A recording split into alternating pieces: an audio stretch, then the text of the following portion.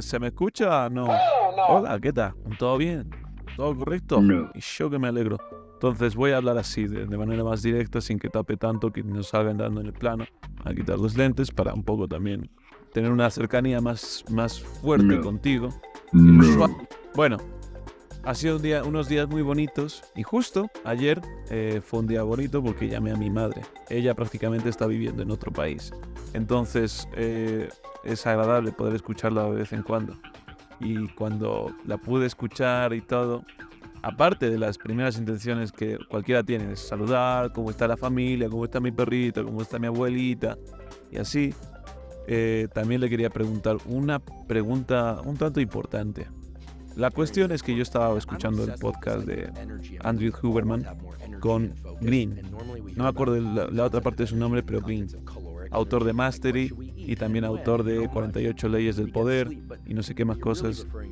He escuchado que el libro es un poco caca, el de 48 leyes del poder, pero podría estar ahí, ¿no? Entonces, después, en la conversación estaban precisamente hablando acerca de cómo encontrar una carrera, cómo encontrar un camino a seguir, cómo saber si estás en la trayectoria correcta de la vida. Y básicamente, en la conversación, en la discusión que tuvieron, hacía mucho énfasis en el de descubrir qué era lo que te motivaba de pequeño. Si no lo podías recobrar tú mismo, o con terapia, o haciendo memoria, escribiendo, o tratando de retraerte a esa infancia en la que tenías todo tipo de expectativas y también todo tipo de deseos y que prácticamente te marcaban a ti como persona. Entonces eso es a lo que se refería Green y Andrew Huberman, que prácticamente para descubrir cuál es tu camino correcto, cuál es tu carrera predestinada, por así decirlo, o en sí lo que tus genes y las expectativas y el entorno en el que has crecido te ha marcado. Entonces es exactamente mirar en esos primeros años, de 5, 6, 7, 8, 9 años de edad, qué era lo que a ti te motivaba. Por ejemplo, Andrew Huberman es un profesor y que prácticamente está en una de las universidades más prestigiosas, que es Stanford, y es profesor de neurobiología y oftalmología. Y aparte tiene un podcast exitoso en todo el mundo, prácticamente es número 1 en el podcast de salud y ciencia. Y entonces eso es increíble. Y aparte que tiene un físico envidiable, tiene una personalidad envidiable, es un hombre de 10. Pero todo viene desde pequeño, porque a él le encantaba explicar acerca de cosas de ciencia, biología marina, biología de distintos tipos de animales, etcétera, desde que tenía casi 5 o 6 años. Y le gustaba explicar, le gustaba investigar, le gustaba aprender y a la vez divulgarlo, ni siquiera guardárselo para sí mismo también. Organizar esos datos y encima decírselo a la gente, a pesar de que él notaba desde pequeño que la gente se aburría, hasta inclusive supongo que sus propios padres. En el caso de Green, que es un escritor prácticamente ya reconocido por las múltiples bestsellers que ha sacado, desde pequeño les llamaban demasiado las letras, de una manera especial, casi enfermiza. O sea, leía las palabras de delante y al revés, hacía crucigramas, hacía todo tipo de cosas con las palabras y las letras. Le fascinaban mucho los idiomas y también ese fue su principal enfoque un día que también quiso aprender francés. Entonces, recordar esas cosas que hemos hecho de la infancia, es clave para saber si tú estás encaminando en un camino correcto para ti y que no te estás autoforzando en seguir expectativas que te han impuesto de pequeño o que te han puesto familiares a lo largo de tu trayectoria académica, en el colegio, en el instituto, en la universidad, o inclusive amigos, que también está el factor social, que por ejemplo, Latinoamérica, si tú eres un ingeniero, si tú eres un doctor o arquitecto, cualquiera de esos tres, ya eres considerado como para que prácticamente te llamen doctor antes que tu propio apellido. Entonces, es algo muy valioso. Y eso es algo que conflictúa mucho, eso es algo que condiciona demasiado a todas las generaciones que hemos crecido, al menos en esta parte del continente. En otros continentes, en otros países más específicamente, no es así. se entran otro tipo de factores, posiblemente los mismos, pero son más variados. Pero pongo de ejemplo este, ¿no? Entonces, conocer eso me hizo plantearme, ¿qué hacía yo de pequeño?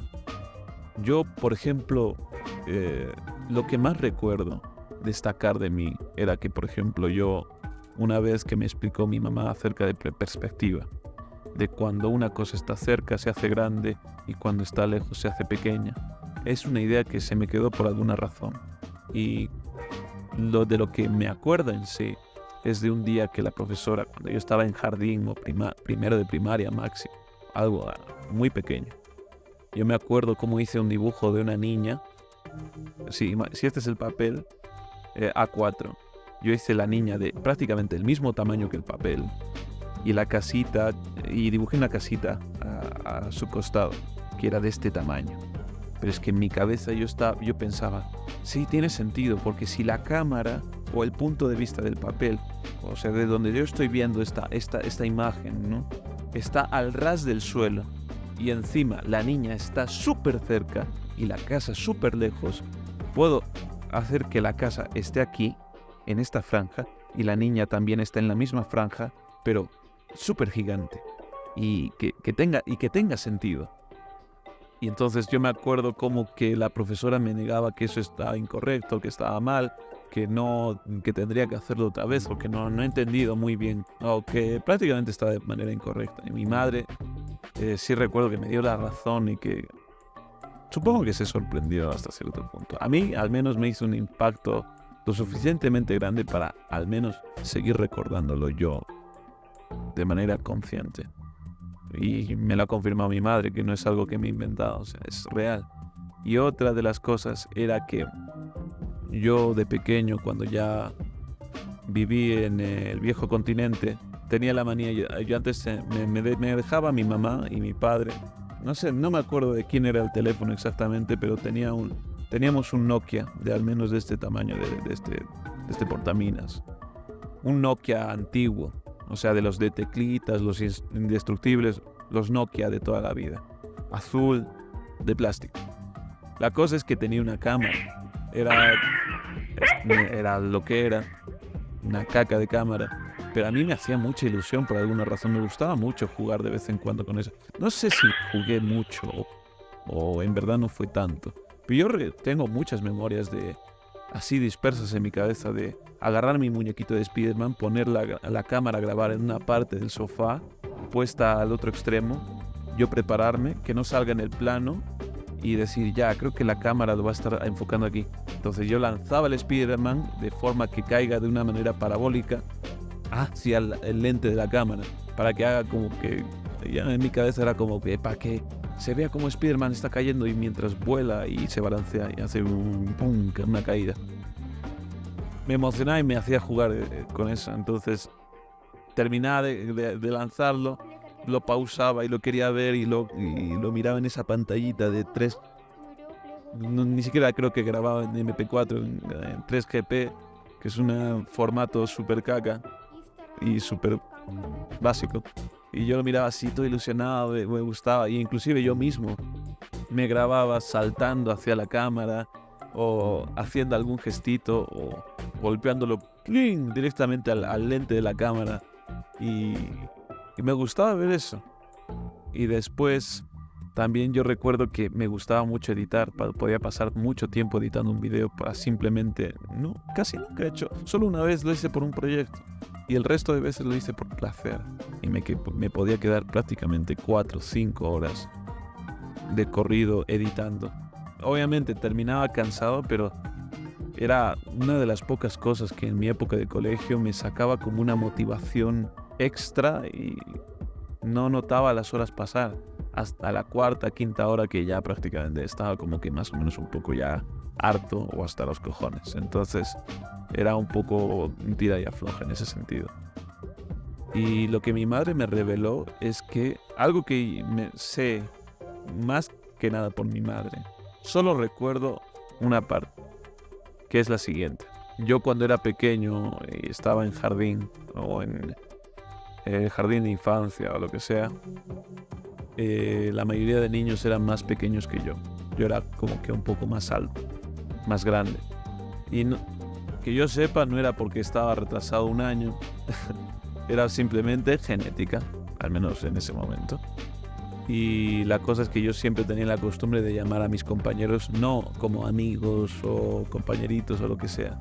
Los llamaba mis niños.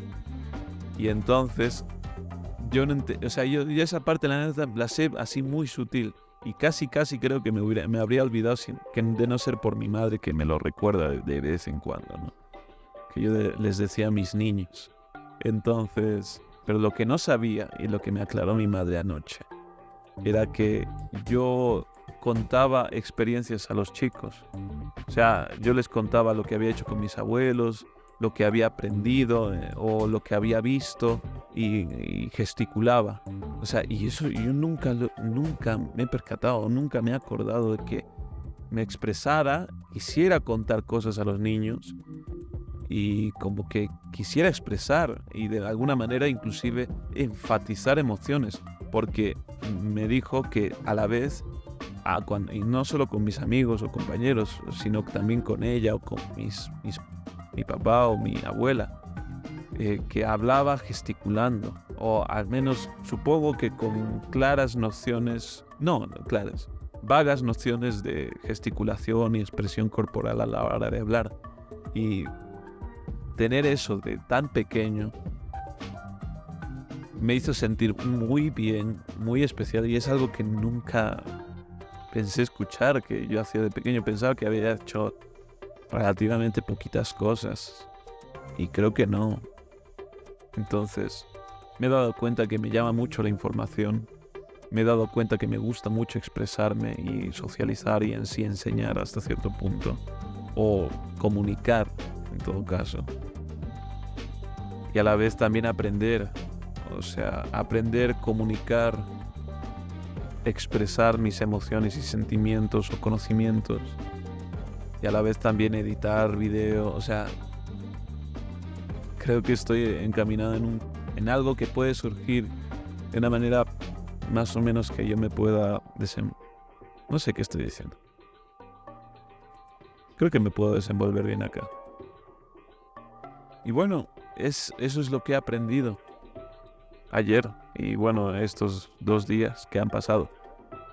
Y bueno, que sea un punto de acción para ti, que es persona que estás viendo esto. Trata de recordar lo que hacías cuando eras pequeño, con 5, 6, 7, 8, 9 años. Si no puedes recordarlo o no tienes alguien con que hacer terapia para poder encajarte todos esos recuerdos los máximos posibles, para volver a recobrar quién eres realmente. Si no, haz como yo. Pregunta a tus padres, pregúntales, prácticamente se hace anécdotas o qué es lo que en ti destacaba o qué era lo que tú hacías de manera casi excepcional o de manera entregada cuando eras niño. Otra de las cosas que sacó es que a mí me gustaba sanar a la gente, ayudar. Entonces tengo una persona caritativa hasta cierto punto. O sea, porque si alguien estaba enfermo quería curarlo, quería poner un pañito me dice que cuando ella se enfermaba, cuando mi madre se enfermaba, yo le traía un pañito húmedo para que se dé la cabeza. Posiblemente no tenía nada que ver con dolores de cabeza ni nada, o fiebre, y yo le traía un pañito, ¿no? Pero creo que me ha revelado un montón de cosas que hasta ahora no llego a entender del todo, pero creo que es algo muy importante enfocarse en eso y sacar provecho máximo, porque yo creo que esto, como ya sabréis, puede ahorrar años. ¿Quién no quiere saber si está en el camino correcto? Dios no te lo puede decir. Pues te lo tendrás que sacar tú de la manga, sacarte estas respuestas con todos los medios que tú puedas. Que sea un punto de acción para ti. Trata de averiguar lo que hacías en tu infancia y saca el máximo provecho.